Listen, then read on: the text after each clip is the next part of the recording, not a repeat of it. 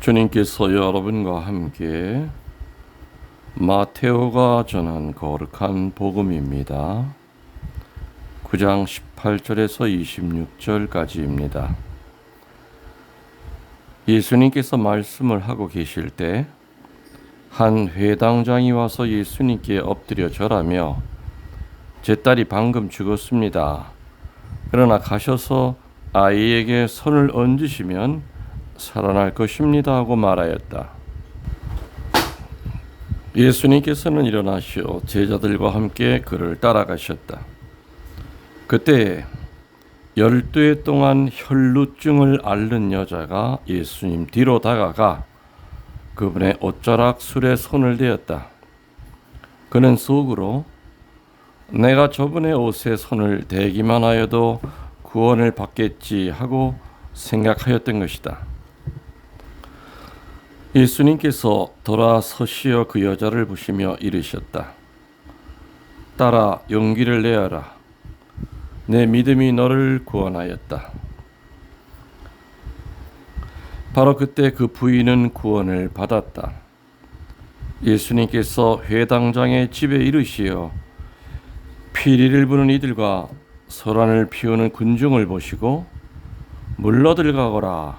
저 소녀는 죽은 것이 아니라 자고 있다 하고 말씀하셨다. 그들은 예수님을 비웃었다. 군중이 쫓겨난 뒤에 예수님께서 안으로 들어가시어 소녀의 손을 잡으셨다. 그러자 소녀가 일어났다. 그 소문이 그 지방에 두루 퍼졌다. 주님의 말씀입니다. 찬미 예수님, 주님의 이름으로 평화를 빕니다. 네, 오늘 연중 14주 월요일입니다. 마태복음 9장 18절에서 26절까지지요. 오늘 복음에 보면은 두 가지의 기적이 일어납니다. 첫 번째는 12년 동안 하혈하던 한 여인의 병을 고쳐주는 치유의 기적과 또 하나는 죽은 회당장이의 딸을 살리는 소생 기적의 이야기가 나옵니다. 회당장이가 와서 예수님 앞에 엎드려 절을 하면서 제 딸이 죽었습니다. 가셔서 아이에게 손을 얹으시면 살아날 것입니다. 참 이 얘기는 그 당시로 보면 참 충격적인 얘기입니다. 회당장이가 방랑 스승이었던 예수님 앞에 엎드려서 절하면서 절까지 했다고 합니다. 제 딸이 방금 죽었습니다. 정말로 믿음을 갖고 예수님에 대한 존경을 갖고 이 회당장이가 예수님한테 왔을까? 제 딸이 아픕니다가 아니라 제 딸이 방금 죽었습니다. 그럼 죽은 사람 어떡하라는 얘기입니까? 죽은 사람 살리는 게 쉽습니까? 아무튼 저는 이 기절을 읽으면은 반반입니다. 한번 찔러보자는 쪽과 또 소문에 듣자니 많은 능력을 갖고 있는 분이기 때문에 죽은 내 딸도 살릴 수 있지 않을까 하는 그런 믿음. 아무튼 긍정적인 면과 부정적인 면을 두 가지를 다 생각을 해봅니다. 회당장이라고 하면은요, 유대교의 정통주의의 지주와 같은 위치에 있었던 사람이었습니다. 그리고 예수님을 경멸하고 미워하는 사람들 중에 한 사람이었던 겁니다. 그랬던 그 사람이 예수님한테 와서 죽은 딸을 살려달라고 합니다. 어쩌면은 그 회당장이도 그의 딸의 죽음이라는 재난이 없었다면은 예수님을 제거하는데 앞장섰을지도 모를 사람이라는 그 얘기입니다. 그는 회당장의 위치에서 자기 딸을 살리기 위해서 분명히 약이란 약은 다 써봤을 겁니다. 그리고 의사의 치료란 치료는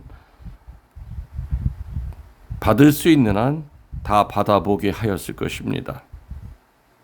그러나 그 모든 것은 헛수고였고 자포자기한 상태에서 이제 남은 방법이라는 것은 자신이 그토록 경멸하고 죄인시하던 바로 그 나자렛 스승, 나자렛 방랑 선생에게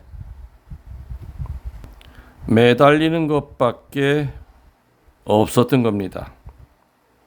즉 자기들만이 야훼 하느님을 제대로 섬기고 있다고 자처하면서 이단을 가르치고 죄인들과 어울린다고 비난을 하던, 멸시를 하던 그 예수님께 매달릴 수밖에 없는 상황에 처한 것이 아닌가 생각이 됩니다. 우리가 여기서 생각해 볼 때 그 회당장이가 예수님을 찾아온 동기는 100% 순수하지 못하다고도 평할 수 있습니다. 왜냐하면 예수님의 말씀을 듣고 마음에서부터 우러나오는 그 신앙심에서 예수님을 찾은 것이 아니라 죽은 그 딸을 살리기 위해서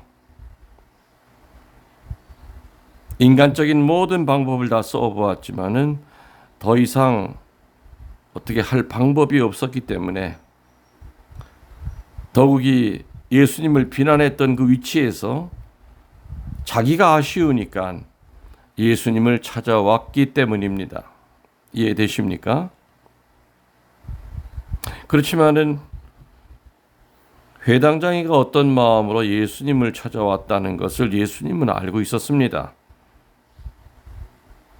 그러나 예수님은 그런 마음 자세를 가지고도 당신을 찾는 그를 거절하시거나 나무라지 않으시고 그의 청을 들어주십니다.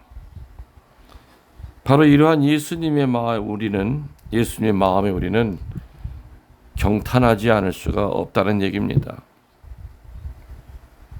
평상시에는 나를 죽일 놈, 무슨 놈, 나자렛 촌놈, 신성 모독죄를 지은 놈 하면서 예수님을 죄인 중에 죄인으로 그 틈만 나면은 죽일 구실을 찾던 그 회당장이가 딸이 죽으니까 예수님을 찾아왔다 이겁니다. 존경심에서 찾아왔겠습니까? 예수님을 사랑하는 마음에서 찾아왔겠습니까? 아니죠. 그냥 찾아온 겁니다. 살려주면은 다행인 거고 아니면 많은 겁니다. 그래서 회당장이는 예수님에 대한 어떤 그 확실한 선이 없었던 사람입니다. 지푸라기라도 잡는 마음으로 찾아온 것이지 믿음 때문에 찾아온 것이 아니라는 얘기입니다. 아무튼 그래도 예수님은 그 자리에서 그를 혼내키거나 아이고 급하니까 이제 나를 찾는구만 하면서 그 사람을 쫓아버리지 않고 그 사람을 따라 회당장이 집에 죽은 딸을 살리러 갑니다. 자, 회당장이 집에 가는 길에 하열병에 걸려서 고생하는 그 여인이 예수님의 옷자락을 잡고 낫는 사건을 또 접하게 됩니다. 또 과연 이 여인은 예수님에 대한 기울어지지 않는 믿음을 가지고 예수님의 옷자락을 과연 잡았을까? 회당장이를 바라보는 시선과 같이 여전히 저는 반반으로 이렇게 보게 됩니다. 믿음을 갖고 잡은 건 확실한데 그 믿음이 교육된 믿음이냐 아니면은 기복적인 믿음이냐 이 차이겠죠. 그 부인은 우리가 외면적으로 볼 때는 우리 이웃 중에 믿지 않는 이들이 병의 완쾌나 불행을 피하기 위해서 부적을 몸에 지니거나 시간 날 때마다 부적을 만지듯이 그 부인이 예수님이 옷단에 손을 대는 행위는 어쩌면 같은 미신적인 행위가 아니었겠는가라는 생각이 듭니다. 기복적인 마음이 더 강했던 겁니다. 내가 옷을 잡고 있는 이 사람이 메시아이건 아니건 그건 아무 상관이 없었습니다. 무언가 저 사람의 옷을 잡으면 저 사람의 그 옷에서 특별한 기운이 나와서 자기 병을 치유시킬 것 같다고 하는 그야말로 기복적인 확신이었습니다. 사실 그 여인 역시 12년이라고 하는 긴 세월 동안 당시 유대인들이 부정하다고 해서 멀리 했던 하열병으로 신체적으로나 정신적으로나 고통을 받아오면서 병의 완쾌를 위해서는 안 해본 것이 없을 정도로 모든 방법을 다 써봤었을 겁니다. 지금처럼 산부인과가 있었던 것이 아니기 때문에 그 하혈을 하는 거, 그 멈추게 하는 거, 그 당시로는 쉽지 않았을 겁니다. 아기를 낳다가 그 당시에 하혈이 멈추지 않아서 죽는 사람도 많았죠. 물론 우리나라도 그런 일들이 비일비재했습니다. 아기 낳다가 하혈이 멈추지 않는 바람에. 아무튼 그런 속에서 이제는 더 이상 할 수 있는 것이 없다 보니까 예수님의 옷단이라도 만짐으로써 즉 일종의 미신적인 방법을 통해서 병의 완쾌를 바랐던 겁니다. 회당장이의 경우도 또 하예라는 부인의 경우도 우리가 볼 때 예수님이 누구인지를 알고 또 그분을 믿어 구원을 받으려는 순수한 믿음의 행위에서 예수님을 찾은 것은 분명히 아니라고 할 수가 있습니다. 우리들 중에 많은 이들도 어려움을 당해서 성당에 오고 예수님을 찾고 영세를 하는 경우들을 보았고 또 들어왔습니다. 이렇게 기복적인 동기로 하느님을 찾는 사람들을 우리들은 진정 어떻게 생각하고 어떻게 이해하고 있습니까? 이 강론을 듣는 여러분들은 그런 마음으로 하느님을 찾고 계신 분은 없습니까? 자, 그러나 오늘 복음에서 보면은 예수님은 바로 그런 동기로 당신을 찾는 사람들조차도 거절하지 않으셨다는 점 우리들은 명심해야 될 겁니다. 제가 피정 때 그런 얘기를 합니다. 예수님이 우리를 치유하시는 그 원칙이 있는데 그 첫 번째가 조건을 붙이지 않았다. 오늘 이 하예라던 여인처럼 또 회당장이처럼 예수님이 메시아인 줄 알고 구원을 주실 분인 줄 알고 예수님을 쫓아다녔던 사람들은 예수님의 제자를 비롯해서 거의 없었습니다. 그냥 저 사람 쫓아다니다 보면 병이 낫고 저 사람 옷을 한번 만져도 병이 낫고 그런 생각으로 주님을 쫓아다녔지만 예수님은 치유시킬 때마다 한 사람 한 사람 불러서 까탈스럽게 치유받을 자격이 있는지를 확인하고 난 다음에 치유시킨 적은 없다는 얘기입니다.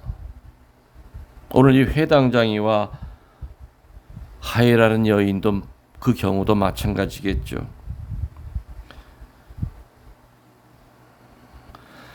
당신을 찾아오는 사람들의 동기가 어떻든지 간에, 찾는 방법이 합당하든지 부적당하든지 간에 예수님은 사람들의 행복한 삶을 위해서 당신께 도움을 청할 때 절대 거절하시지 않으시고 언제나 받아주신다는 그 사실을 오늘 복음을 통해서 우리는 다시 한번 깊이 느끼게 됩니다. 그리고 우리가 보기에 예수님을 찾는 사람의 그 동기가 참다운 신앙과는 거리가 멀고 의심스럽다 하더라도 그 사람을 비판할 권리가 우리에게는 없다는 것도 역시 명심해야 될 겁니다. 우리의 자세가 좋든 나쁘든 간에 우리가 삶을 위해 당신을 찾을 때 예수님은 거절하지 않으시고 언제나 받아주시는 그 예수님의 너그러우심에 우리는 감사하면서 의지해야 될 겁니다. 당신을 찾고 의지하며 매달린다는 것은 이 자세만이라도, 찾고 의지하고 매달리는 이 자세만이라도, 그것만 가지고도 은혜를 받기에 넉넉하다는 얘기입니다. 그래서 우리들은 별로 열심하지도 않은 사람이 치유가 되고 복을 받는 것을 보고 시샘할 필요가 없습니다. 예수님은 아무 조건 없이 사랑하시는 분이고, 아무 조건 없이 용서하시는 분이고, 아무 조건 없이 성부께 순명하신 분이었고요.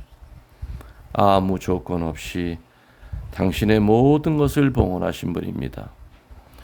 그래서 비록 오늘 회당장이와 하이라는 여인이 기복신앙을 갖고, 기복신앙이라고까지도 할 수 없습니다. 그냥 기복적인 마음을 가지고 예수님을 찾아왔다 하더라도 예수님은 따지지 않고 묻지 않고 까다롭게 굴지 않고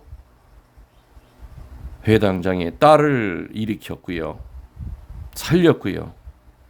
그리고 하이라던 여인의 그 하혈을 멈추게 했습니다.